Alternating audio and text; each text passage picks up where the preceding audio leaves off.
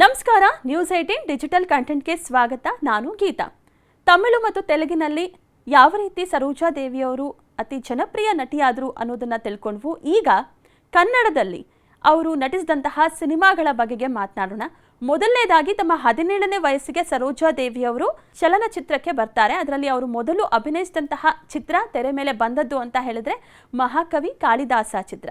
So ಈ ಒಂದು ಸಿನಿಮಾದಲ್ಲಿ ಅವರನ್ನ ನೋಡಿದಂತಹ ನಿರ್ದೇಶಕರು ಚಿಕ್ಕ ಹುಡುಗಿ, ಕಣ್ಣೆಲ್ಲ ತುಂಬ ಚೆನ್ನಾಗಿದೆ, ಆ ಹಾವ ಭಾವ ಎಲ್ಲವೂ ಕೂಡ ಸೂಟ್ ಆಗುತ್ತೆ ಅನ್ನುವಂತಹ ಕಾರಣದಿಂದ ಅವರನ್ನ ಆ ಒಂದು ಸಿನಿಮಾದಲ್ಲಿ ನಾಯಕಿಯಾಗಿ ಆಯ್ಕೆ ಮಾಡ್ತಾರೆ. ಆದರೆ ಟೀಚರ್ ಆಗಬೇಕು ಅಂತ ಕನಸನ್ನ ಕಂಡಿದ್ದಂತಹ ಸರೋಜಾ ದೇವಿಯವರಿಗೆ ಅವರ ತಾಯಿ ರುದ್ರಮ್ಮ ಅವರು ಏನಿರ್ತಾರೆ, ಅವರು ಇದೊಂದು ಸಿನಿಮಾದಲ್ಲಿ ಅಭಿನಯಿಸು ಅನ್ನುವಂತಹ ಸಲಹೆನ ಕೊಡ್ತಾರೆ. ಅದರಂತೆಯೇ ಆ ಸಿನಿಮಾದಲ್ಲಿ ಅಭಿನಯಿಸ್ತಾರೆ. ಮೊದಲ ಸಿನಿಮಾದಲ್ಲಿಯೇ ರಾಷ್ಟ್ರ ಪ್ರಶಸ್ತಿ ವಿಜೇತ ಚಿತ್ರವಾಗಿ ಹೋಗುತ್ತೆ. ಅದಾದ ನಂತರ ಬ್ಯಾಕ್ ಟು ಬ್ಯಾಕ್ ಸಿನಿಮಾಗಳಲ್ಲಿ ನಟಿಸೋಕೆ ಶುರು ಮಾಡ್ತಾರೆ. MGR, NTR. ಇನ್ನು ಕನ್ನಡದಲ್ಲಿ ಬಂದರೆ ನಮ್ಮ ಅಣ್ಣ ಅವರ ಜೊತೆಗೆ ನಟಿಸ್ತಾರೆ ನಮ್ಮ ಬಿ ಸರೋಜಾ ದೇವಿಯವರು. ಹಾಗಾದರೆ ಬಿ ಸರೋಜಾ ದೇವಿಯವರು ಹಾಗೆ ಅಣ್ಣ ಅವರ ಕಾಂಬಿನೇಷನ್ನ ಸಿನಿಮಾಗಳು ಎಷ್ಟರ ಮಟ್ಟಿಗೆ ಜನರನ್ನ ತಲುಪಿದ್ವು, ಎಷ್ಟರ ಮಟ್ಟಿಗೆ ಅವರಿಗೆ ಜನಪ್ರಿಯತೆಯನ್ನು ತಂದುಕೊಟ್ವು ಅಂತ ಹೇಳಿದ್ರೆ, ಒಂದಕ್ಕಿಂತ ಒಂದು ಪಾತ್ರಗಳು, ಒಂದಕ್ಕಿಂತ ಒಂದು ವಿಭಿನ್ನವಾದ ವೇಷಭೂಷಣಗಳ ಮೂಲಕ ಅವರು ಗಮನ ಸೆಳೆದ್ರು. ಇನ್ನು ತೆರೆ ಮೇಲೆ ಅವರು ಅಭಿನಯವನ್ನ ಮಾಡ್ತಾ ಇದ್ರೆ ಖಂಡಿತವಾಗ್ಲೂ ಅಭಿನಯ ಸರಸ್ವತಿಯೇನೆ ನೋಡ್ತಾ ಇದೀವೇನೋ ಅನ್ನುವಂತಹ ಮಟ್ಟಿಗೆ ಈ ಜೋಡಿ ಮೋಡಿ ಮಾಡ್ತು. ಮುಖ್ಯವಾಗಿ ಇವರಿಬ್ಬರ ಕಾಂಬಿನೇಷನ್ ಅಲ್ಲಿ ಬಂದಂತಹ ಸಿನಿಮಾ ಅಂತ ಹೇಳಿದ್ರೆ ಅದು ಶ್ರೀನಿವಾಸ ಕಲ್ಯಾಣ. ಶ್ರೀನಿವಾಸ ಕಲ್ಯಾಣ ಸಿನಿಮಾದ ಎಲ್ಲಾ ಹಾಡುಗಳು ಹಿಟ್. ಅದರಲ್ಲೂ ಕೂಡ ನಾನೇ ಭಾಗ್ಯವತಿ ಹಾಡು, ಆ ಒಂದು ಎಕ್ಸ್ಪ್ರೆಷನ್ ನಾವು ನೋಡಿದಾಗ, ಅವರ ಒಂದು ಆ ಲುಕ್ ಏನಿತ್ತು ಅದೆಲ್ಲವನ್ನ ನೋಡಿದಾಗ ನಿಜವಾಗ್ಲೂ ಮಹಾಲಕ್ಷ್ಮಿಯೇ ಧರೆಗಿಳಿದು ಬಂದ್ರೇನೋ ಅನ್ನುವಂತಹ ರೀತಿಯಲ್ಲಿ ಆ ದೇವಿಯ ಪಾತ್ರಕ್ಕೆ ನಾಜೂಕಾದಂತಹ ಅಭಿನಯವನ್ನ ನೀಡಿ ಸೂಟ್ ಆಗಿದ್ರು ನಮ್ಮ ಸರೋಜಾ ದೇವಿಯವರು. ಈ ಒಂದು ಹಾಡಿನ ಮೂಲಕ ಆ ಒಂದು ಪಾತ್ರವೂ ಕೂಡ ಗಮನವನ್ನ ಸೆಳೀತು. ಜೊತೆಗೆ ಇವರಿಬ್ಬರ ಜೋಡಿಯಲ್ಲಿ ಮತ್ತೊಂದು ಸಿನಿಮಾ ಬರುತ್ತೆ, ಅದೇ ಬಬ್ರು ವಾಹನ ಸಿನಿಮಾ. ಬಬ್ರು ವಾಹನ ಸಿನಿಮಾದಲ್ಲಿ ಆ ಒಂದು ಯುದ್ಧದ ಸನ್ನಿವೇಶವನ್ನ ಯಾರು ತಾನೇ ಮರೆಯೋದಕ್ಕೆ ಸಾಧ್ಯ. ಚಿತ್ರಾಂಗದಿಯ ಪಾತ್ರದಲ್ಲಿ ಬಬ್ರು ವಾಹನ ಚಿತ್ರದಲ್ಲಿ ಕಾಣಿಸ್ಕೊಂಡಿದ್ರು ಬಿ ಸರೋಜಾ ದೇವಿಯವರು. ಚಿತ್ರಾಂಗದೆ ಅರ್ಜುನನಿಗೆ ಸಪೋರ್ಟ್ ಮಾಡಿದ್ರೆ ಬಬ್ರು ವಾಹನನಿಗೆ ಉಲುಚಿ. ಈ ಇಬ್ಬರ ಒಂದು ಯುದ್ಧ ಸನ್ನಿವೇಶವನ್ನ ನೋಡೋದಕ್ಕೆ ಒಂದು ರೀತಿ ಎಲ್ಲರೂ ಕುತೂಹಲದಿಂದ ಕಾಯುವಂತೆ ಮಾಡ್ತು. ಹಾಗೆ ಯಾರು ತಿಳಿಯರು ನಿನ್ನ ಭುಜಬಲದ ಪರಾಕ್ರಮ, ಇವರ ಒಂದು ಎಂಟ್ರಿಗಿನ ಮುಂಚೆ ಬರುವಂತಹ ಹಾಡು ಎಲ್ಲರ ಮನವನ್ನ ಕೂಡ ಗೆಲ್ತು. ಈ ನಂತರ ಬಂದದ್ದೇ ಭಾಗ್ಯವಂತರು ಸಿನಿಮಾ.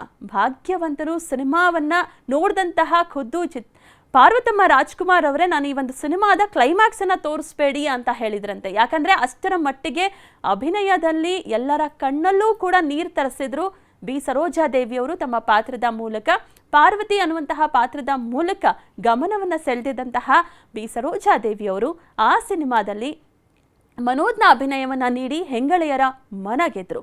ಜೊತೆಗೆ ಈ ಸಿನಿಮಾದ ನಂತರ ಒಂದು ರೀತಿ ಡಾಕ್ಟರ್ ರಾಜ್ಕುಮಾರ್ ರವರ ಸರಳತೆಗೆ ಅವರು ಇಷ್ಟಪಟ್ಟಿದ್ರು ಡಾಕ್ಟರ್ ರಾಜ್ಕುಮಾರ್ ಅವರನ್ನ. ಡಾಕ್ಟರ್ ರಾಜ್ಕುಮಾರ್ ರವರ ಮಗನಾದಂತಹ ಪುನೀತ್ ರಾಜ್ಕುಮಾರ್ ಅವರ ಜೊತೆಗೂ ಕೂಡ ಯಾರಿವನು ಸಿನಿಮಾದಲ್ಲಿ ನಟಿಸಿದ್ರು. ಕಣ್ಣಿಗೆ ಕಾಣುವ ದೇವರು ಎಂದರೆ ಅಮ್ಮನು ತಾನೆ. ಈ ಹಾಡು ಇವತ್ತಿಗೂ ಕೂಡ ತಮ್ಮ ತಾಯಿಯಂದರಿಗೆ ಮಕ್ಕಳು ಡೆಡಿಕೇಟ್ ಮಾಡುವಂತಹ ಹಾಡು. ಆ ಒಂದು ಸಾಂಗಲ್ಲೂ ಕೂಡ ಬಿ ಸರೋಜಾ ದೇವಿಯವರು ಗಮನವನ್ನ ಸೆಳೆದ್ರು. ಅಂದಿನ ಸೂಪರ್ ಹಿಟ್ ನಟರಾದಂತಹ ಶ್ರೀನಾಥ್ ರವರು, ಡಾಕ್ಟರ್ ರಾಜ್ಕುಮಾರ್ ಅವರು, ಕಲ್ಯಾಣ್ ಕುಮಾರ್ ಅವರು, ಜೊತೆಗೆ ಉದಯ್ ಕುಮಾರ್ ಎಲ್ಲರ ಜೊತೆಗೂ ಕೂಡ ಸ್ಕ್ರೀನ್ ಶೇರ್ ಮಾಡಿದಂತಹ ಕೀರ್ತಿ ನಮ್ಮ ಬಿ ಸರೋಜಾ ದೇವಿಯವರಿಗೆ ಸಲ್ಲುತ್ತೆ. ಅಷ್ಟೇ ಅಲ್ಲ, ಕೊನೆಯದಾಗಿ ಅವರು ಅಭಿನಯಿಸಿದ್ದು ಅಂತ ಹೇಳಿದ್ರೆ 2019ರಲ್ಲಿ ಬಿಡುಗಡೆಯಾಗಿದ್ದಂತಹ ನಟ ಸಾರ್ವಭೌಮ ಸಿನಿಮಾ. ಈ ಒಂದು ಸಿನಿಮಾದಲ್ಲಿ ಅಪ್ಪೂರವರ ಜೊತೆಗೆ ಒಂದು ವಿಶೇಷ ಪಾತ್ರದಲ್ಲೂ ಕೂಡ ಕಾಣಿಸ್ಕೊಳ್ತಾರೆ. ಆ ಒಂದು ಚಿತ್ರದ ಒಂದು ಪ್ರೆಸ್ ಮೀಟಲ್ಲೂ ಕೂಡ ಅಪ್ಪೂರವರನ್ನ ಇನ್ನೂ ಕೂಡ ತನ್ನ ಕಣ್ಮುಂದೆ ಬೆಳೆದಂತಹ ಮಗ ಅನ್ನುವಂತಹ ರೀತಿಯಲ್ಲಿ ಮುದ್ದು ಮಾಡ್ತಾರೆ ಬಿ ಸರೋಜಾ ದೇವಿಯವರು. ಅಷ್ಟೇ ಅಲ್ಲ, ಅಪ್ಪೂರವರು ಇನ್ನಿಲ್ಲ ಅಂತ ಹೇಳಿದಾಗ ಭಾರವಾದ ಹೃದಯದಲ್ಲೇ ಬಂದು ಅವರ ಒಂದು ಅಂತಿಮ ದರ್ಶನವನ್ನ ಕೂಡ ಪಡಿತಾರೆ. ಈಗ ನೆನಪಾಗಿದ್ದಾರೆ ಬಿ ಸರೋಜಾ ದೇವಿಯವರು. ಅಭಿನಯ ಸರಸ್ವತಿ ಇನ್ನು ಇಲ್ಲ ಅನ್ನುವಂಥದ್ದು ನಿಜಕ್ಕೂ ಬೇಸರದ ಸಂಗತಿ.